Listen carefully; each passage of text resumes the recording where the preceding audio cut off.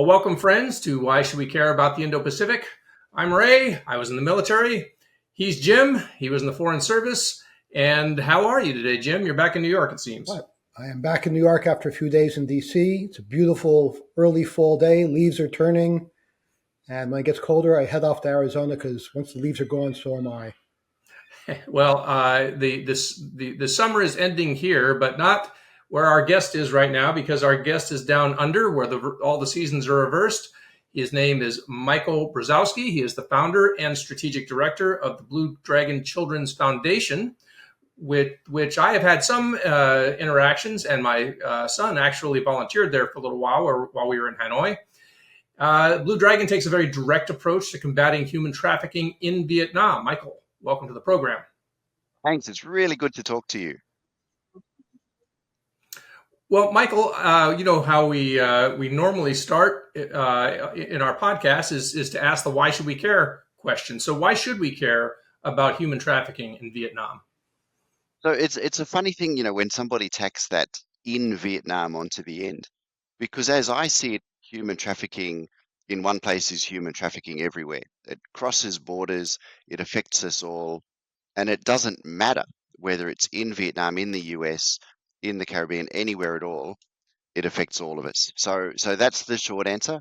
That it affects us all, and it's a crime against humanity that we simply shouldn't tolerate. Well said, Michael. How did you end up doing this in Vietnam? Well, quite by accident. So I'm from Australia. You might guess by the accent. And I went to Vietnam on a holiday as a young adult. I was in my 20s. Absolutely loved the country. And anyone who's been there will know it's a dynamic place. It's always exciting, and it's a developing place. From day to day, things are changing. There's always something new happening. Fantastic place. And so I really got interested in the country and its people and its culture. I ended up moving there and again becoming a teacher there. I was a teacher in Australia, so I started teaching in Vietnam in a university, and along the way started to meet street kids in the capital city, Hanoi. Uh, I had no intention of starting an organization, but I started teaching these kids. Some of my university students, these young Vietnamese adults, got involved. It was kind of let's get together and volunteer and help these kids. Things grew from there. We started the organization, and then we met some kids who had been trafficked. And again, there wasn't an intention, there wasn't a moment when we sat and said, okay, let's become an anti-trafficking organization. But it just developed over time. Once we'd helped one person who had been trafficked, that led us to discovering another young person who'd been trafficked, and so on. And really, once we were in it, once we were, once we understood what was going on, once we knew how to get people out of trafficking, it almost became just a part of who we are. And today we still do work with street kids because they get trafficked too. Uh, but now really our focus is that question of how do we end human trafficking. So it's all been an evolution from start to now. So, what does human trafficking look like in Vietnam? What does the Vietnamese human trafficking problem look like? Now that's a really good question because human trafficking is everywhere, but in every location it can actually look a bit different. There are some similarities and also some real differences. In Vietnam, trafficking, the way most of it looks is that people are looking for an opportunity. They might be young people. They are likely from a disadvantaged background. Statistically, they're most likely to be from an ethnic minority community. Vietnam has 13 million people who belong to ethnic minority communities, and there's more than 50 distinct communities. Um, they're looking for an opportunity to work, to earn an income, all the things we think, poor people should do this. You should get out there and get a job. And someone takes advantage of them. Someone deceives them. So come with me. I've got a job for you. I know a restaurant you could work at, or I've got a training opportunity, and that person goes with someone who they trust. Uh, that person might have lent them money, might have befriended them online. They might know them through their village or through a network, and finally they are taken to a place where they are enslaved.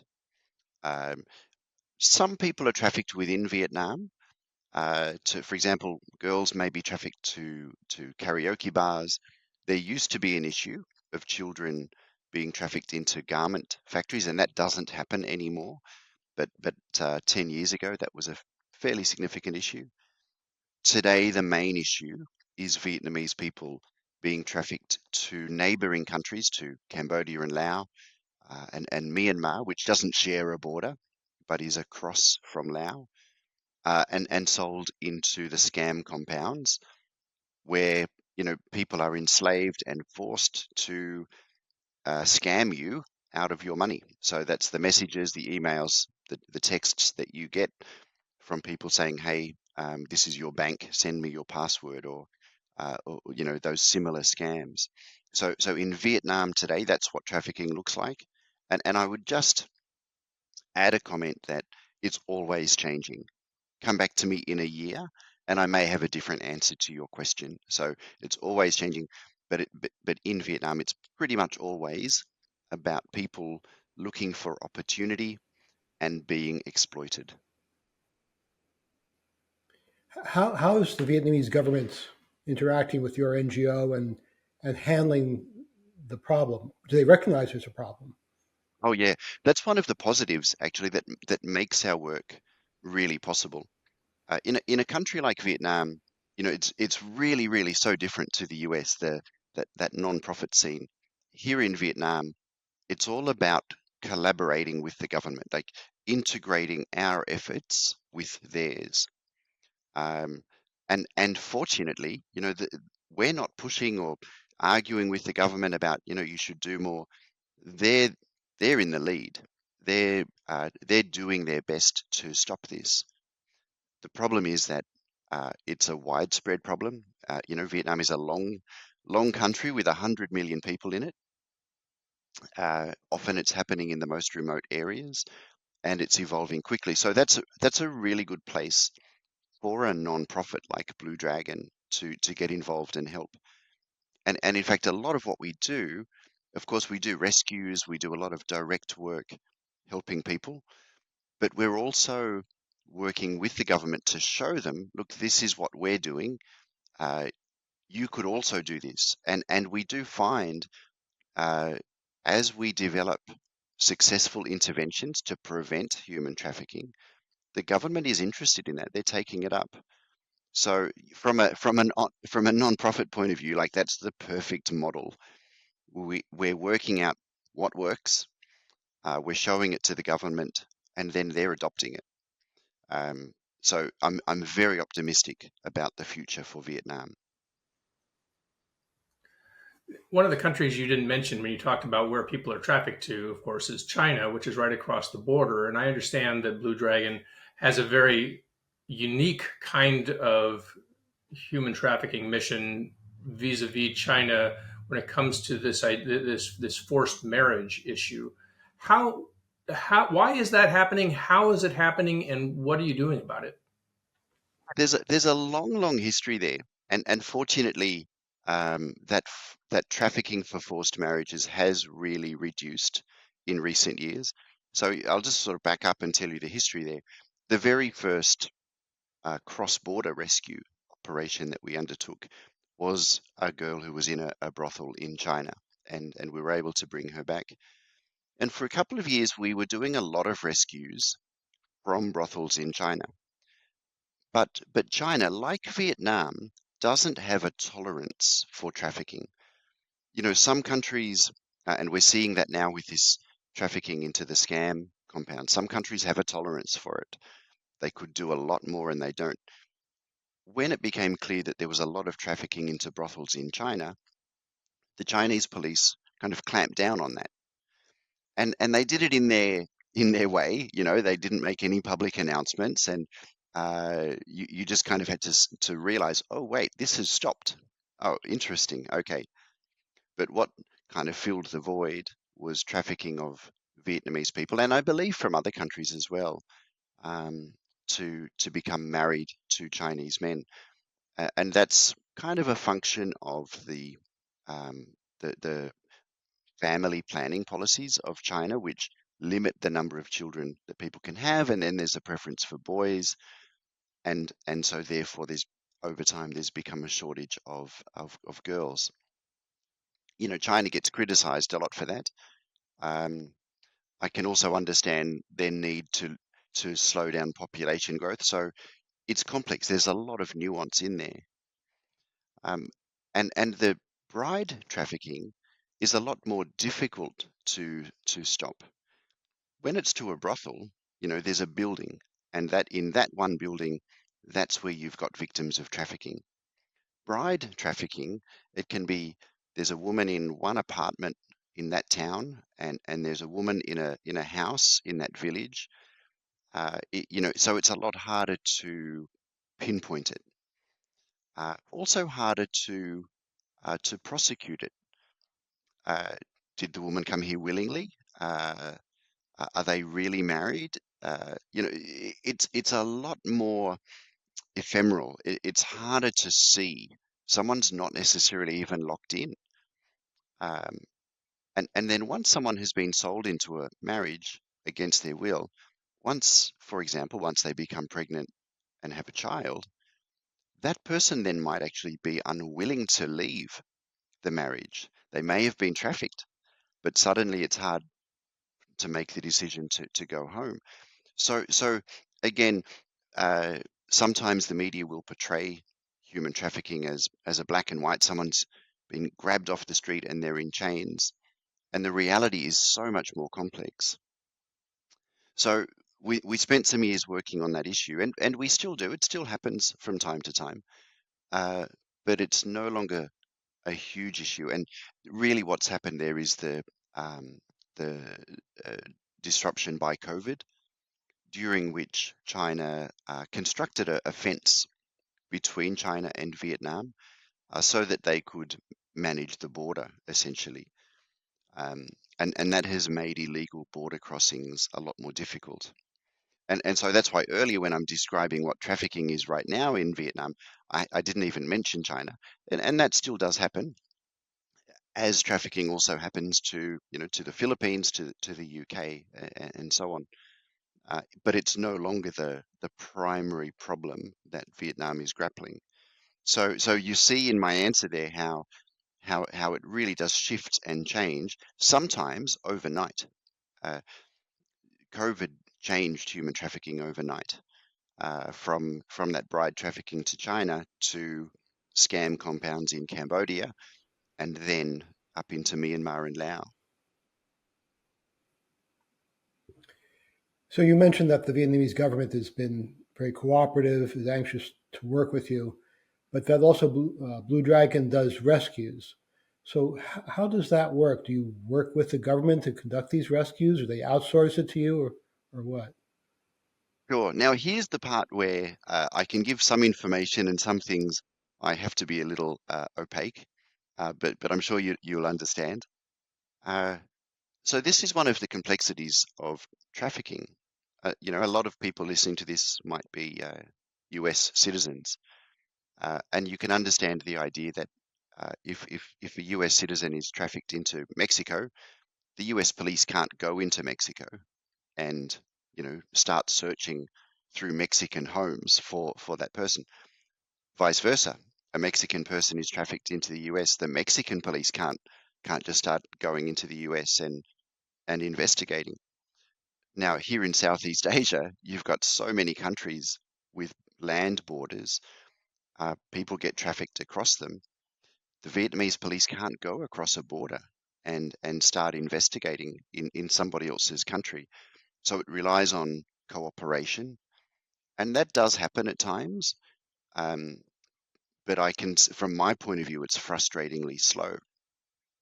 Now, for example, in Myanmar, you have a civil war underway, And that's not getting a lot of media coverage because there are so many problems around our world. But uh, up in those northern states of Myanmar, it's an active war zone. And so who's going to investigate when there's a report of a trafficked person in the Shan state of Myanmar? So traffickers exploit those vulnerabilities. And that's why they so quickly shifted their model of trafficking to China, where there is a rule of law, where the police do take action. And they found, oh, Myanmar, um, certain parts of Laos, and certainly Cambodia, much more lawless. So that's where, again, where Blue Dragon, where we have people on the ground who are able to quickly form teams and go to find somebody who has been trafficked. Now, what we do, one thing I would say is that we respond to calls for help. So we're not going, and kicking down a door and saying, hey, is everyone here okay?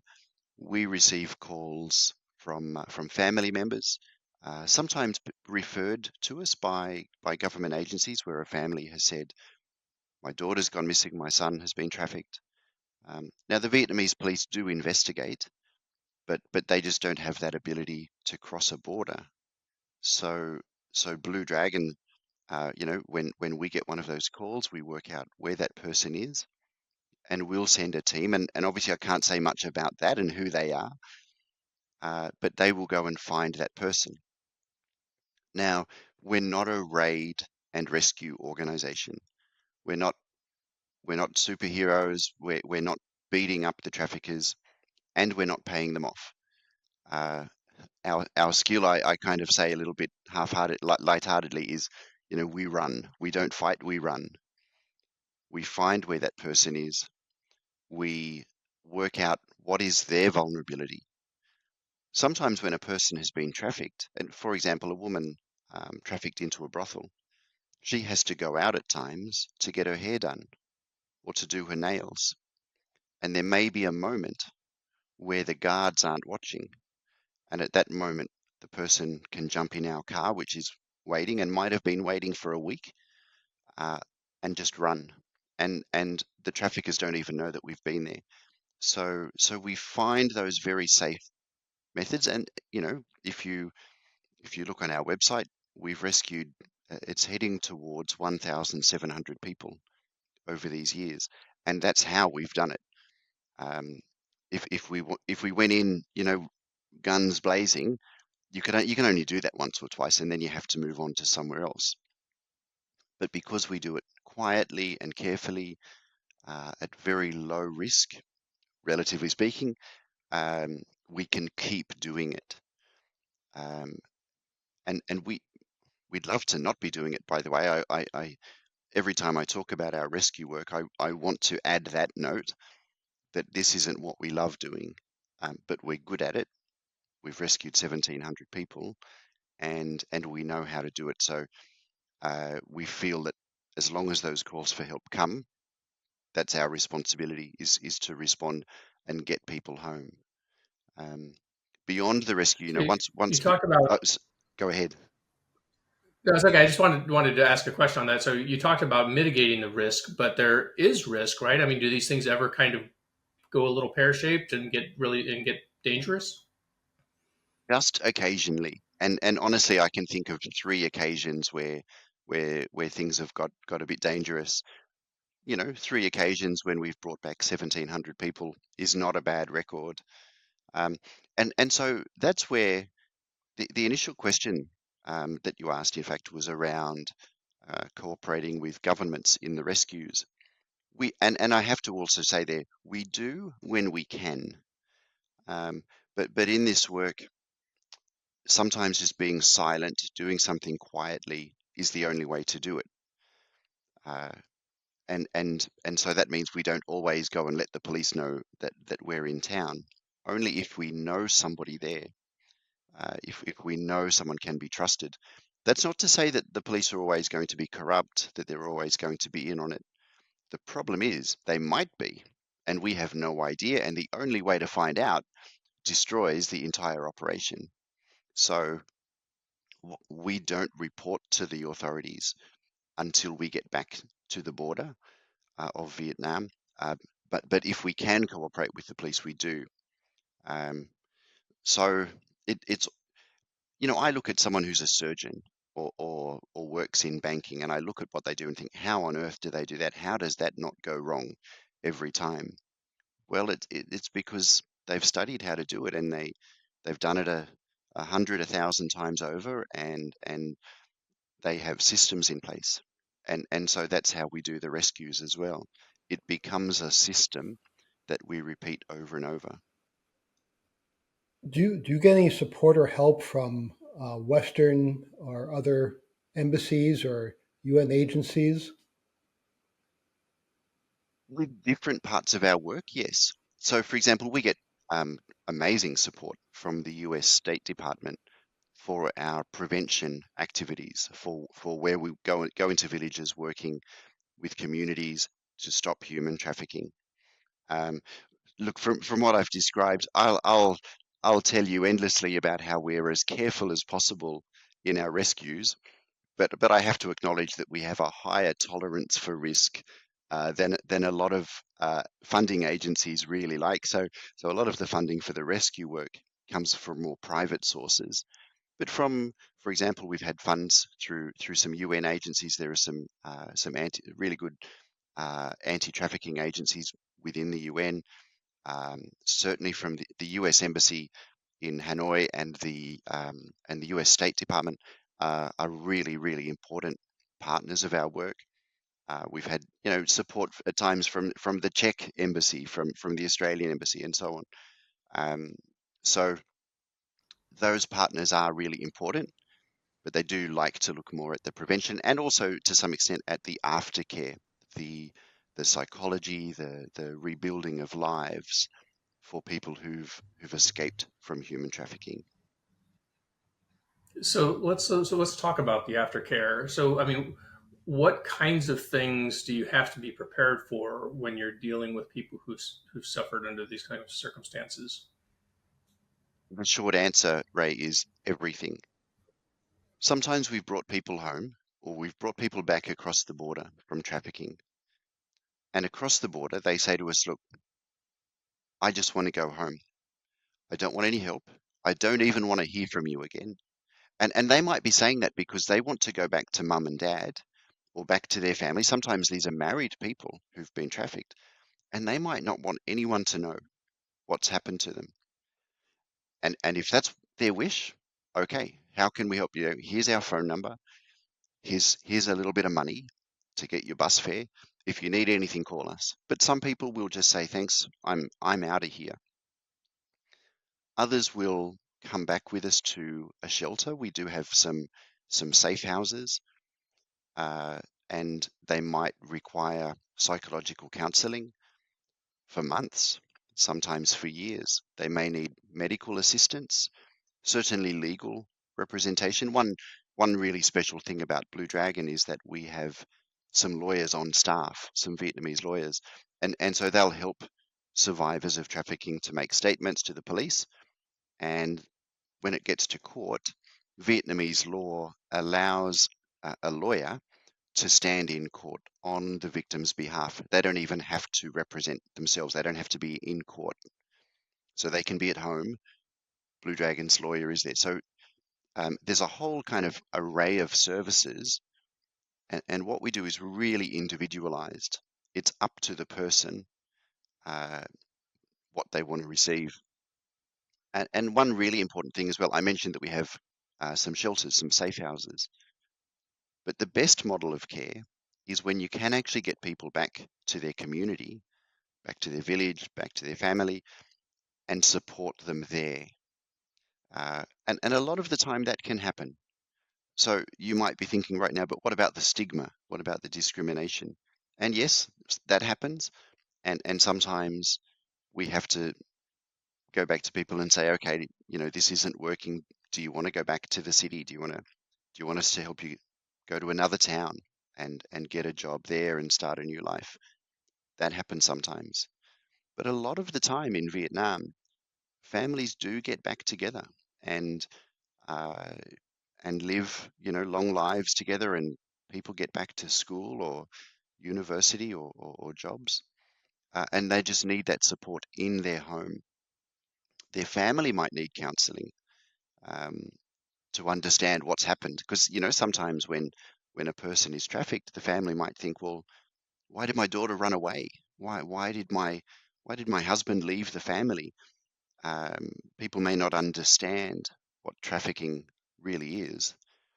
Um, we might need to go to the person's school, for example, and ask them, look, would you look after this young person who they've been away for 6 months, they're coming back now, they're going to need a bit of special care.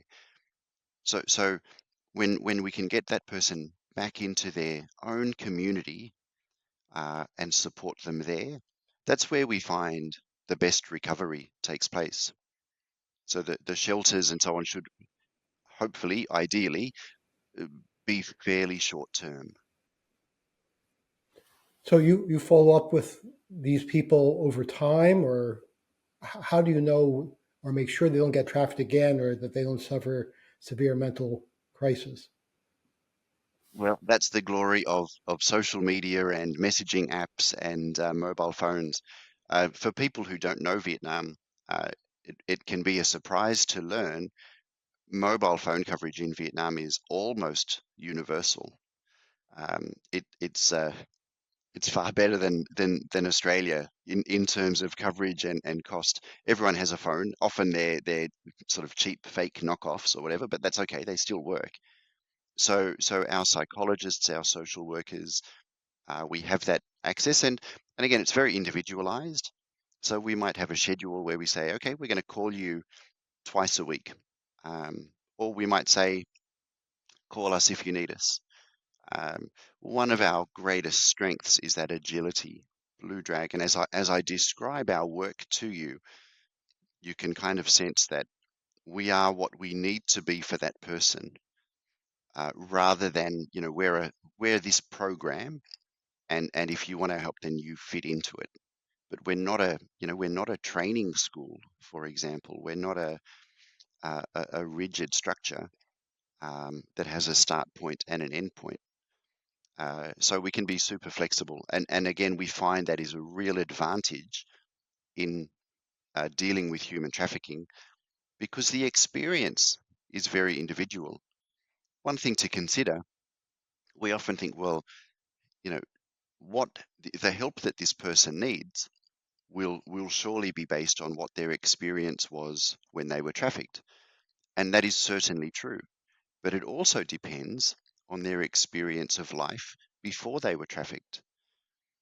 If we rescue a girl who was from um, a loving family, her parents always cared for her, she always had enough to eat, and then she gets trafficked, her her psychology, her well-being will be very different to someone who grew up in poverty or neglect, or who was homeless and then was trafficked.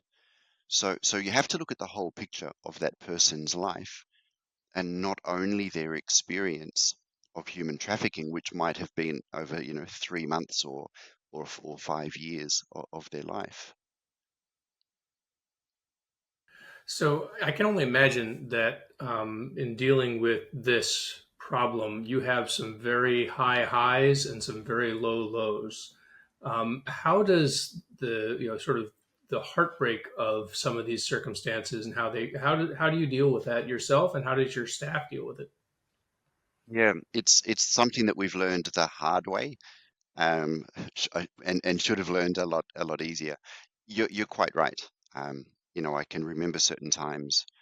In fact, the very first time we rescued some people from across the border and brought them home, I remember kind of feeling like, wow, on top of the world here. I can't believe we did this. This is amazing. Um, some very high highs at times. But when you go looking for someone and can't find them, or when someone comes back and dies afterwards, which has happened a couple of times, we've rescued people who were very, very sick. With, for example, one teenage girl who we rescued had cancer while she was trafficked and of course didn't receive any health care. and by the time we got her back, it was too late. We've rescued people who returned to Vietnam with disabilities because one again, a teenage girl, was so desperate to escape her captor that she jumped out of a three-story window and will never walk again. Lives her life now in a wheelchair. Um, and the heartbreak is really where you say to yourself, "Wow, I can't help this person. I can't fix this." When you can fix it, when you can change it, that's when psychologically you're okay. Now, this is for us as a rescue organization, but it's actually for anybody who works in crisis. From an ambulance medic to somebody in the military. When you when you see, look, I can get involved here and I can change it and I can make it better, then you're more able to cope. So really, the issue for us is in those situations when we can't do anything to make it better. How do we deal with that? And we need professional psychological care at times. We need to talk to counselors ourselves. And Blue Dragon does make that available to our staff. We always have that offer on the table. Um, Importantly, from day to day, uh, a lot of how we deal with this comes down to our organizational culture. Being part of a team where everybody understands what you're going through, that just instantly helps, with about 50% of the problem. If you feel like you're alone, um, no one understands what I'm thinking right now. Uh, I'm totally on my own in this grief. Then that's far, far worse. So, so that means we've had to cultivate a culture in Blue Dragon of sharing, uh, of being together, and of allowing people to say, I feel awful, I failed. Um, so there's a few parts to that answer, and again, it's an excellent question because it's one that as a charity, where you don't have the luxury of money to spend on things for yourself or things for your staff, and as an organization dealing with a very dark issue, but there's always more to do. You finish one rescue, but someone else has already called for help. So it's hard to stop, right? So in that context, we have to look after ourselves. So this has been a scourge of humanity forever. Um, but as you mentioned, some governments are trying to educate people about the problem. The US requires every embassy to issue a trafficking in persons report that the US can then sanctions governments and individuals based on their trafficking record. But I'm concerned that reading what's happening in Myanmar and Laos and other countries, the problem's only getting worse. So where's the disconnect? Yeah. In Vietnam, we actually talk about quite boldly, we talk about our mission as being to end human trafficking. Um, Now, the reason that we do that is we have some experience in Vietnam of actually stopping it in certain locations. I mentioned that kids used to get trafficked to garment factories and that doesn't happen anymore.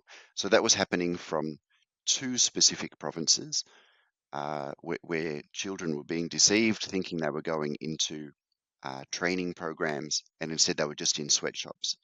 It took us about 10 years, but we completely disrupted that. And we not only stopped kids from those areas being trafficked, but at the end of it, the sweatshops also were out of business. So both on the supply and the demand, on both sides, it's completely stopped.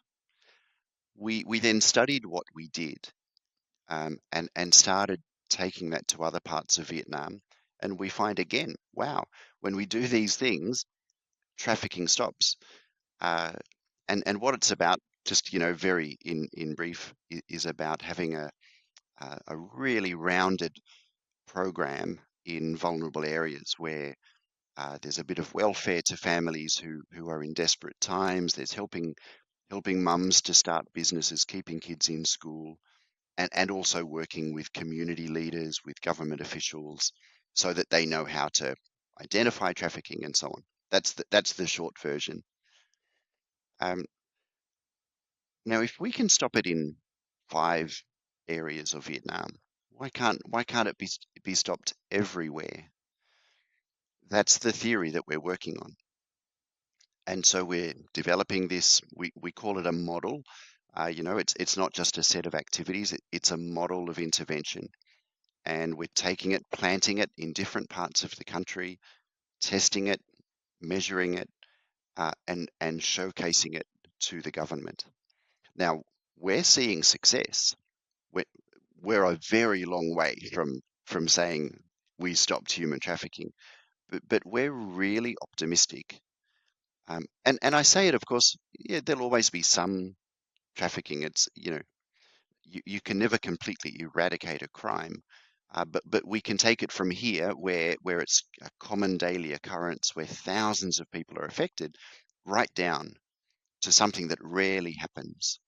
So we're really optimistic. Now, if that can happen in Vietnam, then your question is a valid one. What's going on in these other countries? A lot of it comes down to the country's capacity. So Myanmar has very low capacity right now because of civil warfare and also will. Cambodia, there doesn't appear to be a will to stop human trafficking. They could stop it. The location of every scam compound where hundreds of thousands of people are in slavery, the locations are all known. But the government doesn't have the will. Vietnam has the will. So it's in the end, ending human trafficking globally is not just about knowledge. The knowledge is very important, and we're not there yet. Not a lot is known outside of Blue Dragon's experience here and a few other organizations and governments around the world. Not a lot is known about how to end human trafficking. So we're working on that. But even when we know it, it's then up to governments and communities and individual people to take that seriously and say, well, we're going to end it in our part of the world. So we're working on the theory that it can be done as long as countries have capacity and will to do it. Well, Michael, if an episode can be both deeply disturbing and uplifting at the same time, I think you've hit that right about right. We're obviously, everybody has to be troubled by the scope of the problem. You just talked about hundreds of thousands of people being enslaved in Cambodia alone. That's distressing. But at the same time, to know that there are people like the people at Blue Dragon who are embarked on this mission is very uplifting. So tell us, where can people follow you? Where can people who want to support your mission, where can they go? How do they learn more about you? Thank you for asking. Uh, Obviously, the website is the first stop, bluedragon.org. We're all over socials, so whether that's Facebook, Threads, Twitter, and so on. The reason that we're everywhere on social media is because it really is a global community that we see we're a part of. At the time that we're having this discussion, there's just recently been a typhoon in Vietnam, and what we're seeing is thousands of people around the world are contributing to our effort to end it. And a lot of those donations are $10 or $20, but together they create the possibility of change. And that's the Blue Dragon story. It really is about everyone around the world doing just their small part and creating this change. So that's the real message of hope that I carry in me. That human trafficking, as you say, terrible issue, absolutely terrible, but we don't have to be overwhelmed by it. There is a reason to think we can do something. Well, thank you for, first of all, of course, for what you do and for what your team does, and thank you also for coming on today and helping us to educate our listeners so that they can do something as well.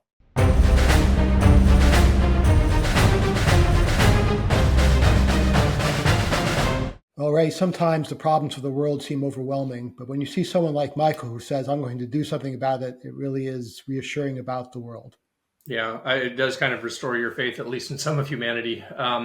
I had a chance, as I mentioned before, to interact with Michael and Blue Dragon a bit when I was in Vietnam, and was just so impressed with what they were doing. And of course, that at that time, the cross-border rescues into China were a big part of what they did.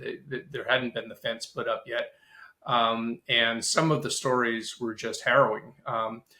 And again, they had the cooperation of the authorities on both sides of the border. They both wanted to stop it, and but even so, again, sometimes just actually getting to the place. Oftentimes, the local authorities you can't trust, and so the situations that they were in were just so tough. That's one of the reasons I was so excited when he agreed to come on. Yeah, I've seen a few instances in my career. The only one I can think of most directly was I was in northern Thailand. We were taken to a little hut where there was this enormous pile of garlic and a bunch of women, probably from Laos, who were doing nothing but peeling the garlic day after day, God knows how long. Yeah, and clearly they were trafficked. yeah. And, it's not our country. We weren't taking the garlic. All we could do is try and embarrass the local authorities into investigating. Yeah. Well, just I should probably mention since it came up, we've had a couple of episodes where we talked about this from different angles, or at least different things that Michael touched on. One, of course, we talked about the gaming organizations in the Philippines, the POGOs, back a couple of episodes ago with Senator Hontiveros. And that was one of the problems in these gaming organizations. They talked about these scams, these online scams. That's actually what happened in those places. And there were people from Vietnam, from Indonesia, from other places that were trafficked into the Philippines and subjected to these, and basically forced to do these online scams. So it's remarkable to hear about how huge a problem that is. And then, of course, we were talking about Myanmar, and our episode 9 was all about Myanmar's civil war, and basically it's the war that nobody talks about, but because frankly, people don't really know where Myanmar is. But you think about all the consequences of war, of civil war, and one of them is the utter breakdown in society. You can't combat human trafficking in a place where you can't go from town to town without you're all of a sudden you're changing from one warlord to the next. Well, it's breakdown of law and order. So there's drugs, there's guns, there's human trafficking. All the human vices are there, unimpeded. So when you say you don't like regulation, think about that. Well, all right. Speaking of human vices, tell me some seamy story from your past, Jim Caruso. Oh, among my many vices. Well, what Michael reminded me of is that economic desperation leads to a lot of problems and a lot of desire to migrate, as we see in the U.S. all the time, right? So my first tour in the State Department was as a visa officer, a consular officer in Santo Domingo, Dominican Republic. And it's a poor country right on the same island as Haiti, and people all seem to have relatives in Washington Heights, New York. And they're really anxious to go and will do anything to get there, many of them. So my job was to adjudicate cases of whether this is a legitimate person in front of me with a legitimate reason to go to the U.S. And the most amusing of these cases were very young, attractive Dominican women marrying, shall we say, less attractive, older American men. And was this a real marriage or not? Now, how do you decide that? Yeah. So the best case I had was they didn't share a common language, the American man and the young Dominican woman. He was very unattractive, if I do say so myself, and she was a knockout. So I have a series of questions to ask how well they know each other. And rather than answering the questions, the woman whipped out a bunch of Polaroids of them doing unspeakable things to each other and saying, if we weren't married, would we do this? Oh, my. It was interesting. Did you have to go for counseling after that? I'm all better now, thank you. Good grief. Well, yeah. Perils of the job. What in your training prepared you for that moment? Almost nothing. All right. Well, on that note, so thank you for. We just talked about all your vices. Now we know about one. So for Jim and also for Ian Ellis Jones, who is our producer, and please follow him on X if you're not already. He does fantastic work in the geopolitical realm, and his products are getting more and more attention all the time. He's at Ian Ellis Jones. Of course, I'm at Gordian Not Ray. Meanwhile, of course, if you've enjoyed today's episode, there's a lot more out there, and so you should certainly go out to our website. If you're watching on YouTube, then hit the subscribe button. If you're listening to us on a podcast, then please give us those 5-star reviews and subscribe to us there. That helps you because you get us all the time. That helps us because we get to up our numbers and more people find us that way. Wherever you're hearing the dulcet tones of our voices, subscribe. And that's it for this time. But let's talk again soon on Why Should We Care About the Indo-Pacific?